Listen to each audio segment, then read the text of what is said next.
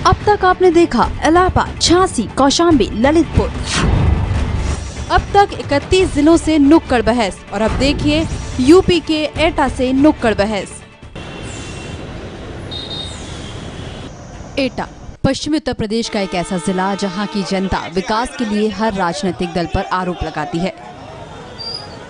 पहले बीजेपी का कब्जा और बाद में एसपी का शासन, लेकिन विकास का नामो निशान यहाँ नहीं दिखता। अगर एटा किसी चीज के लिए मशहूर है तो वो है यहाँ घरों में निजी तौर पर असलाह रखते हैं लोग। कानून व्यवस्था जहाँ बिगड़ी हुई है तो सड़कों का भी बुरा हाल है। आने जाने की सुविधा कुछ भी नहीं है। जीटी रोड जो कि पिछली सरकार में इसका बजट इश्यू हो चुका था, आज तक अलीगढ़ से लेकर कानपुर तक 1-1 फीट 2-2 फीट के गड्ढे हैं। अक्सर एक्सीडेंट होते रहते हैं, लेकिन उसकी तरफ कोई तवज्जो नहीं है।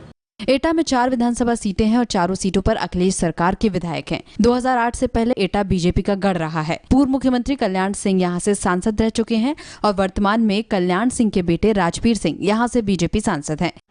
एटा में जहां स्वास्थ्य सुविधाओं की कमी है तो लोगों के पास रोजगार न होने की वजह से अपराध भी बढ़े हैं। एक विशेष कारण तो यह है कि अपराधियों को राजनीतिक संरक्षण यहाँ काफ़ी लंबे अरसे से प्राप्त होता रहा है और दूसरा कारण बेरोजगारी है। इस कारण से यह जिला अपराध बहुल है। जी हाँ, उत्तर प्रदेश के सबसे पिछड़े जिलों में शुमार एटा के पास बताने के लिए अपना कोई गौरवशाली वर्तमान नहीं है। क्या बताएं कि यहाँ कस्बे कस्बे में अवैध असलहों की फैक्ट्रियां चलती हैं, या ये कि अभी 8 दिन पहले ही यहाँ के केनरा बैंक में 1.5 किलो सोना लूट लिया गया और 30 लाख से ज़्यादा कैश। यहाँ जनता हमारे साथ है एटा की और नेता हमारे साथ हैं।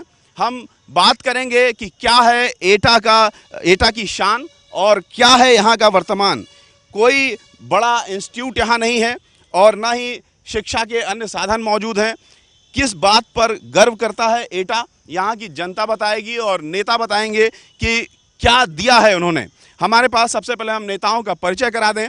समाजवादी पार्टी से अशरफ हुसैन हैं जिला अध्यक्ष। बहुजन समाज पार्टी से इस बार प्रत्याशी हैं गजेंद्र सिंह चौहान। बीजेपी से दिनेश वशिष्ठ जी हैं, जिला अध्यक्ष हैं। कांग्रेस से प्रमोद गुप्ता जी हैं, प्रदेश सचिव हैं। चोप सिंह बघेल भी हैं हमारे साथ, जो कि जिला अध्यक्ष हैं। और यहाँ पर सबसे पहले हम जनता से बात करना चाहेंगे कि यहाँ की जनता क्या सोचती है, क्या है यहाँ के पास, आपके पास बताने के लिए क्या कुछ है। जनता के लिए इसने समाजवादी पार्टी ने अभी तक कुछ भी नहीं किया है। करेगी क्या? ये गुंडों की सरकार है।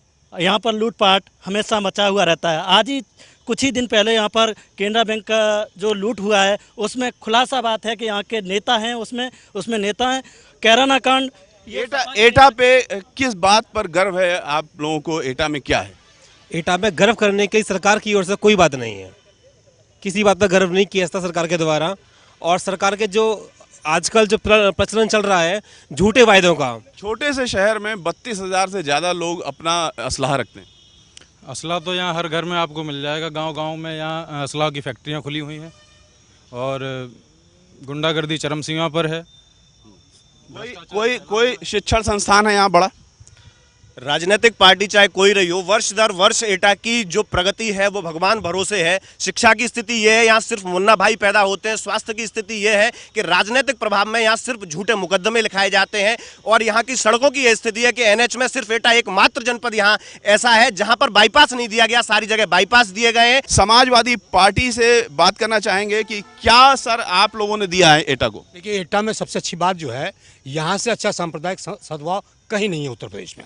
सबसे बड़ी चीज़ तो एटा ये दे रहा है सब लोगों के साथ मिलकर। असलहों के बल पे नहीं, असला हम लोग नहीं, असला सबके हैं। असला किसी एक पार्टी के नहीं है, किसी एक आदमी के नहीं है असला। क्यों सब लोग अपने पास असलाह रखना चाहते हैं? पुलिस पर भरोसा नहीं? सभी सरकारों में बने, जिनकी सरकार आई उन्होंने सबने बनाए, किसने नहीं बनाए? मायावती सरकार ने इतनी योजनाएं दी गरीबों को, विद्याधन योजना गरीबों को। देखिए, हमने कब्रिस्तानों की, शमशान घाटों की बाउंड्रियां बनवाई हैं। इससे पहले किस सरकार ने बनवाई हैं? बीजेपी का ये गढ़ रहा है। कल्याण सिंह यहाँ पर सांसद रहे, राजवीर सिंह जी सांसद हैं। क्या कुछ किया आप लोगों ने एटा के लिए? हमने रेलवे लाइन को जोड़ा है। रेलवे सुबह एक फास्ट ट्रेन यहाँ से चल रही है और अगले आने वाले समय में एटा टू कासगंज और एटा टू अलीगढ़ दोनों ही रेलवे लाइन सेंक्शन नहीं है, उनका सर्वे हो रहा है। बहुत जल्दी उसका डेवलपमेंट हमको दिखाई देगा। इन सड़क पर कोई संघर्ष आपका नहीं दिख रहा है? नहीं, सड़क की स्थिति तो हमारा 2.5 साल पहले अब यहाँ लोकल सरकार जो सपा बसपा की, उन्होंने इसको हाईवे नहीं बनने दिया। 4 लाइन मंजूर हुआ, हमारे केंद्रीय परिवहन मंत्रालय ने 4 लाइन यहाँ एटा का। बसपा का क्या विजन है, क्या करना चाहती है एटा के लिए, खासतौर से जानना चाहते हैं, क्योंकि इतनी बुराई हो रही है एटा की। एटा के लिए जितने भी हमारे दलित समाज के लोग, अल्पसंख्यक समाज के लोग, इनके लिए परम आदरणीय बहन कुमारी मायावती जी ने बहुत कुछ किया है।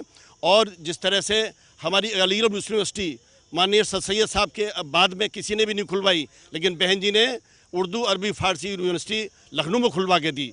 और जितने भी गरीबों के, अलीगढ़ मुस्लिम यूनिवर्सिटी पे तो लगातार विवाद हो रहा है और राजनीतिक मुद्दा बनाया जा रहा है। देखिए, जौहर यूनिवर्सिटी रामपुर में खोली गई। अलीगढ़ यूनिवर्सिटी को हमेशा सपोर्ट जो है समाजवादी पार्टी ने किया है, हमेशा ये बात कही है कि माइनॉरिटी कैरेक्टर, बीजेपी इसको मुद्दा बना रही है, चुनावी मुद्दा बना रही है। वो चुनाव की वजह से हमको माइनॉरिटी कैरेक्टर दिया जाना चाहिए अलीगढ़ मुस्लिम यूनिवर्सिटी को। महिलाओं के लिए कैसा है एटा? महिलाओं के लिए तो सुरक्षित नहीं है।